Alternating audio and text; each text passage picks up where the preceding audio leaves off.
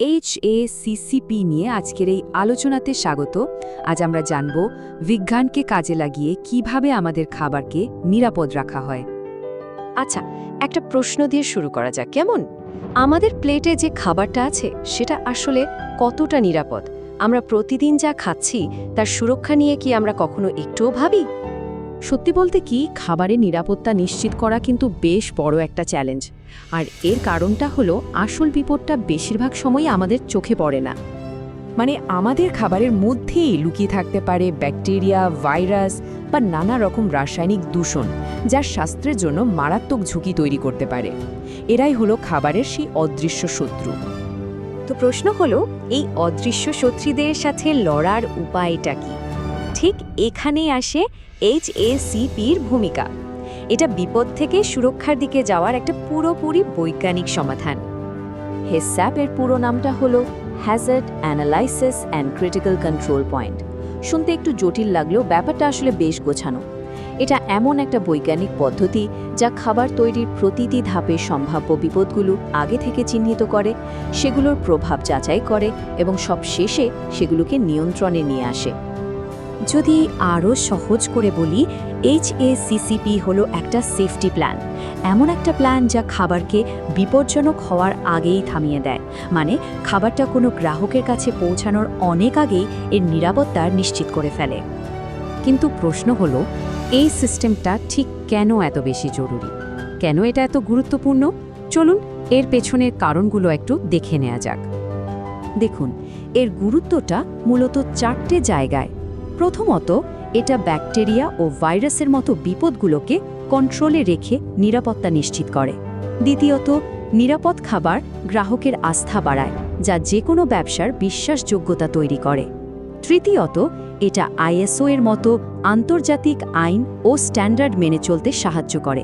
আর সবশেষে এটা টাকাও বাঁচায়, কারণ এর মাধ্যমে খাবারের অপচয় কমে এবং বাজার থেকে পণ্য ফিরিয়ে আনার মতো ব্যয়বহুল পরিস্থিতি এড়ানো যায়। তো চলুন এবার HACCP সিস্টেমের একেবারে ভেতরে ঢোকা যাক। এই পুরো সিস্টেমটা দাঁড়িয়ে আছে 7টা মূল নীতির ওপর। এগুলোকে একসাথে খাদ্য নিরাপত্তার একটা নিখুঁত ব্লুপ্রিন্টও বলা যেতে পারে। এই হলো সেই 7টা ধাপ, হ্যাজার্ড বিশ্লেষণ থেকে শুরু করে সবকিছুর রেকর্ড রাখা পর্যন্ত। চলুন এবার একটা খুব সাধারণ উদাহরণ দিয়ে প্রত্যেকটা ধাপকে সহজভাবে বুঝে নেওয়া যাক। তো প্রথম ধাপটা হচ্ছে হ্যাজার্ড অ্যানালাইসিস, মানে বিপদটা কি সেটা খুঁজে বের করা। যেমন ধরুন কাঁচা মাংস। আমরা জানি কাঁচা মাংসে স্যালমোনেলার মতো ক্ষতিকর ব্যাকটেরিয়া থাকতে পারে। ব্যাস, এটাই হলো একটা হ্যাজার্ড বা বিপদ। এরপর আসি 2 নম্বর ধাপ, ক্রিটিক্যাল কন্ট্রোল পয়েন্ট বা CCP খুঁজে বের করা। CCP মানে হলো পুরো প্রসেসের মধ্যে ঠিক কোন পয়েন্টে আমরা বিপদটাকে আটকাতে বা নিয়ন্ত্রণ করতে পারব। মাংসের উদাহরণে যদি বলি, রান্নার স্টেজটাই হলো সেই CCP, কারণ ঠিকঠাক তাপমাত্রায় রান্না করতে পারলেই তো স্যালমোনেলাকে ধ্বংস করা সম্ভব। 3 নম্বর ধাপে আমরা ঠিক করি ক্রিটিক্যাল লিমিট, মানে একটা নিরাপদ সীমা। CCPকে সফল করতে হলে তো একটা নির্দিষ্ট মাপকাঠি লাগবে, তাই না? যেমন মুরগির মাংসের জন্য এই লিমিটটা হলো এর ভেতরের তাপমাত্রা কমপক্ষে 75 ডিগ্রি সেলসিয়াস হতেই হবে। এর 1 ডিগ্রির নিচে নামলেও কিন্তু ঝুঁকি থেকে যায়। এরপর 4 নম্বর ধাপে আসছে মনিটরিং। সোজা কথায় নিয়মিত চেক করা যে CCP ঠিকঠাক কাজ করছে কিনা। আমাদের মাংসের উদাহরণে একটা থার্মোমিটার দিয়ে বারে বারে মেপে দেখা যে ভেতরের তাপমাত্রাটা 75 ডিগ্রিতে পৌঁছেছে কিনা। আচ্ছা, এখন ভাবুন তো, চেক করতে গিয়ে দেখলেন তাপমাত্রা 75 ডিগ্রির নিচে, তখন কি হবে? এখানেই আসে 5 নম্বর ধাপ, কারেক্টিভ অ্যাকশন বা সংশোধনমূলক ব্যবস্থা। সমাধানটা কি? খুব সিম্পল, মাংসটাকে আরও কিছুক্ষণ রান্না করতে হবে। ব্যাস, এটাই হলো কারেক্টিভ অ্যাকশন।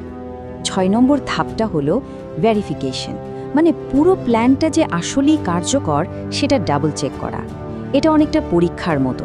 যেমন মাঝে মাঝে খাবারের নমুনা ল্যাবে পাঠিয়ে টেস্ট করা যেতে পারে, এটা নিশ্চিত করার জন্য যে সিস্টেমটা ঠিকঠাক কাজ করছে। আর একদম শেষে 7 নম্বর ধাপে আসে রেকর্ড কিপিং, মানে সব কিছুর একটা লিখিত ডকুমেন্ট রাখা। তাপমাত্রা কত ছিল, কী ব্যবস্থা নেওয়া হয়েছে, পরীক্ষার ফলাফল কি, সব কিছু লিখে রাখা হয়। এতে একটা জবাবদিহিতা থাকে এবং ভবিষ্যতে কোনো সমস্যা হলে তার কারণ খুঁজে বের করাটাও সহজ হয়ে যায়। চলুন এবার পুরো ব্যাপারটা একসাথে দেখি। মাংস রান্নার কথাই ভাবুন। কাঁচা মাংস স্টোর করার সময় বিপদ হলো ব্যাকটেরিয়ার বৃদ্ধি। এর সিসিপি হলো রেফ্রিজারেটর, আর ক্রিটিক্যাল লিমিট হলো তাপমাত্রা 5 ডিগ্রির নিচে রাখা। আবার রান্নার সময় বিপদ হলো স্যালমোনেলা। সিসিপি হলো রান্নার তাপমাত্রা আর লিমিট 75 ডিগ্রির ওপরে। এমনকি খাবার পরিবেশনের সময়ও ক্রস কন্টামিনেশনের একটা বিপদ থাকে, যা নিয়ন্ত্রণ করতে হয়। তাহলে আশা করি পুরো সিস্টেমটা এখন অনেকটাই পরিষ্কার। এখান থেকে মূল যে বিষয়টা আমাদের মনে রাখতে হবে সেটা হলো HACCP শুধু একটা সিস্টেম নয়, এটাকে একটা অভ্যাসে পরিণত করতে হয়। এক কথায় যদি বলি, HACCP হলো খাদ্য নিরাপত্তার একটা বৈজ্ঞানিক পদ্ধতি, যেটা প্রতিটি ধাপে ঝুঁকি শনাক্ত করে, তা নিয়ন্ত্রণ করে এবং পুরো বিষয়টার ওপর নজর রাখে। এটাই হলো এই আলোচনার মূল সারমর্ম। আর হ্যাঁ, যারা খাদ্যশিল্পে কাজ করছেন বা এই ইন্ডাস্ট্রিতে আসতে আগ্রহী, তাদের জন্য এই বিষয়টা জানা কিন্তু ভীষণ জরুরি। এটা একদম মৌলিক একটা জ্ঞান। যাওয়ার আগে একটা প্রশ্ন রেখে যাই, একটা সফল খাদ্য ব্যবসার আসল ভিত্তি কি তাহলে? এই ধরনের আগাম বা প্রোঅ্যাক্টিভ নিরাপত্তা ব্যবস্থা, এটা নিয়ে কিন্তু ভাবা যেতে পারে, তাই না? ধন্যবাদ।